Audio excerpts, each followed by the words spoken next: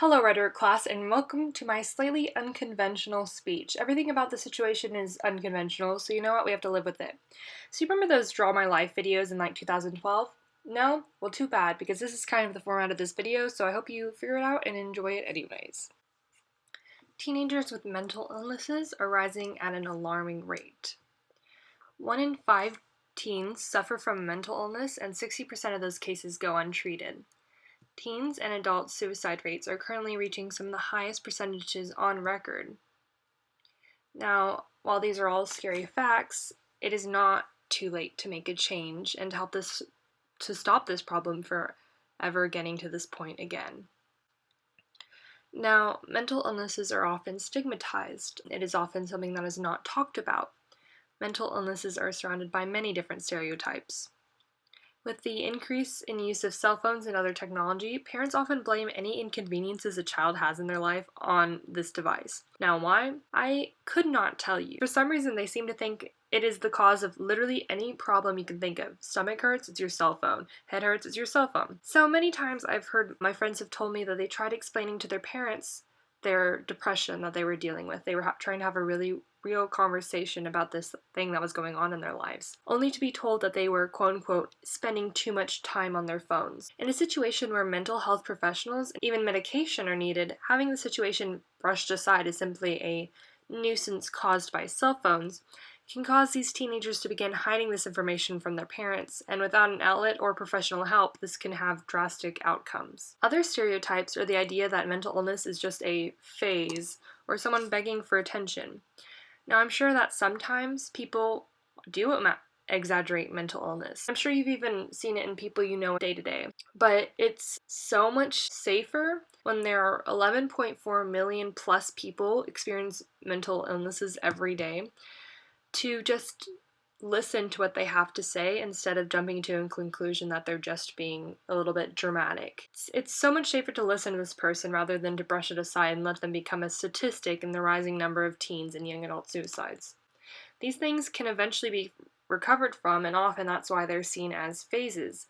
But a person can't recover from something if they never even received treatment in the first place. There's a lack of information that's out in the public surrounding what mental illnesses truly are. Mental health education and curriculum has only begun to be taught in 2 states, and this was only 2 years ago.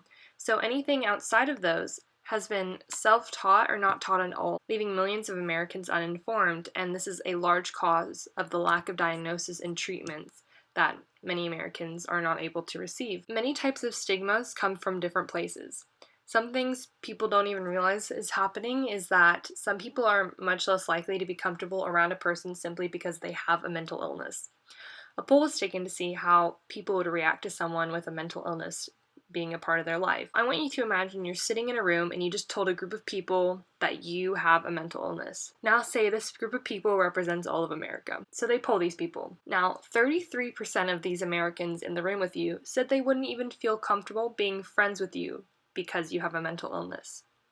38% of Americans in the room with you said they would be unwilling to have you move in next door to them. 56% of them said they would not feel comfortable spending an evening socializing with you. 58% of people said they would not want to work closely with you in their jobs. And a total of 68% of people said they would be unwilling to have you marry into their family. Now, imagine how you'd feel if a group of people hated and distrusted you this much simply because of a chemical imbalance in your brain that you could not control. This is something many people with mental illnesses deal with daily. This feeling of being ostracized can help worsen symptoms and feelings of isolation that these people with mental illnesses already face daily. You may be wondering why this problem is relevant to you, and we touched on it a little bit already. But you are at the peak of your teenage to young adult years, so this problem is the most prevalent to you rather than almost any other age group. It is more than likely that many of your friends, family, or even yourself have suffered from one or multiple mental illnesses in your lifetime, and it is even more likely that you're still suffering today. Mental illnesses can be dangerous. The highest number of teen deaths are due to mental illness. The 10th highest teen death is due to suicide, and the highest number of teen deaths are due to eating disorder-related deaths. Mental illnesses, if left untreated, can spiral out of control, and it can completely consume a person's life. This is why it is such an important topic today, because it is something that is not going away. In fact, it is only getting worse. My proposed solution is that high schools should be required to educate students on mental illness and have a psychologically trained counselor on staff. Schools could integrate this information into a course or have an assembly of sorts at the beginning of the year, and the counselor would be available to students all day, every day. The reason why I believe this solution would be helpful is because becoming educated on mental illness is the first step towards getting help. When people are educated, statistically suicide rates go down, and students would be able to help each other. They would be able to know how to search for warning signs and would be able to know what the best resources are to help their friends and peers receive the help they need. Having a counselor would give students a safe space to talk. Therapy and receiving help is a big first step towards recovery. Studies show that people with major depressive disorder are much more likely to recover through therapy. Having this safe space will allow students to feel more safe at school and makes school a more positive place to go to instead of a negative place. Parents would also be able to learn more about mental health through these services and through their children who are taking these courses, and this will help increase the number of people who are educated on mental illness. Alternative solutions are, of course, students just receiving regular therapy outside of school. However, this is not financially possible for everyone, and some students don't feel safe confiding in their parents that they need help. So it's not a very practical solution to expect students to find therapy on their own. In America, 20 states do not require mental health counselors in school. The ones that do show a decrease in teenage suicide rates, and having the ability to talk to someone without worrying about cost or being judged can greatly improve mental stability.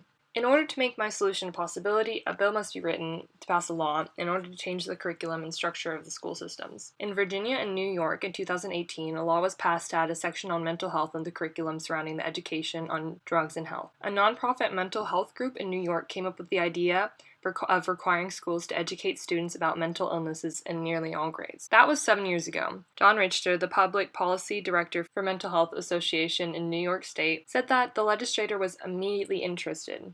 It was a long process, but they were able to pass and receive funding on the project. They left the details up to the Board of Education, and New York public school teachers will be encouraged to incorporate the topic of mental illness into subjects such as science, literature, history, and social studies whenever possible. And health teachers will be called on to develop lessons plans that describe the disease of mental illness, methods of treating it, and healthy coping techniques students can use to protect themselves and their friends from the mounting pressures of school life. What we need to do to begin this process in our own state and help take a step in the right direction of change is to contact the governor with our concerns and propose solutions. If you're in Texas, you can Google how to contact Greg Abbott and contact him that way, or contact him through one of these medias: his number, P.O. Box, or email. I believe that if enough of us bring light to this issue of the rising mental illnesses in teens at risk, we can make change happen. Mental health is such a real problem today, but many people don't regard it as seriously as they should. This happens mainly through lack of education and stigma, and the fact that many students are not able to receive the help that they need. I believe a good first step in the right direction would be to help educate and provide support for students. We can help change the future generations by being there for them and truly listening and taking this first step towards a real change.